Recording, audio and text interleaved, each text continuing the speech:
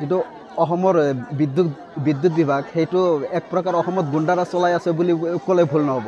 যিটো সময়ত স্মাৰ্ট মিটাৰক লৈ গোটেই অসমত কেনেকুৱাকৈ মানে প্ৰতিবাদ চলি আছে তাৰ মাজতে চাওক আপোনালোকে নলবাৰী জিলাৰ মোকালমা থানাৰ অন্তৰ্গত 1 নম্বৰ কান্দবাৰী গাঁৱত চাব 33,000 যিটো তাৰ একেবাৰে মাটিৰ পৰা মাত্ৰ 2 ফুট ওপৰত আছে।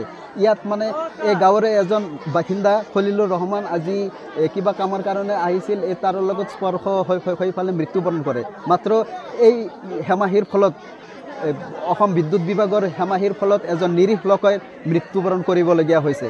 বিদ্যুৎ বিভাগক আমি বাৰম্বাৰ অভিযোগ জনাই আহিছোঁ যে আমাৰ ইয়াত খুঁটাৰ একেবাৰে অৱস্থা বেয়া, একেবাৰে তাৰখিনি তলত পৰি আছে, তেওঁলোকে কোনো ধৰণৰ ব্যৱস্থা লোৱা নাই।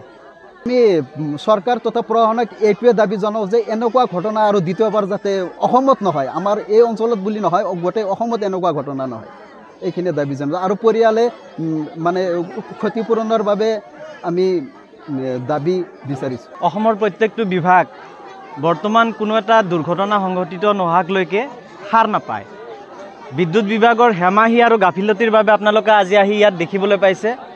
আজি বৃদ্ধ এজন মানুহ আমাৰ 1 নং কান্ধবাৰী গাঁৱৰ খলিলুৰ ৰহমান, তেখেতে আজি মৃত্যুক সাৱটি ল'বলগীয়া হ'ল। বিদ্যুৎ বিভাগক আমি বাৰে বাৰে এই ক্ষেত্ৰত বিহিত ব্যৱস্থা ল'বলৈ আমি দাবী জনাইছিলোঁ। আমি বিদ্যুৎ বিভাগৰ কৰ্মৰত প্ৰত্যেকজন ব্যক্তিক আমি কৈছিলোঁ যে ইয়াত 11,000 যিটো ভল্টেজৰ তাঁৰ, এই তাঁৰৰ যিটো একেবাৰে প্ৰায় 3 ফুটমান ওপৰত আছে তাঁৰ।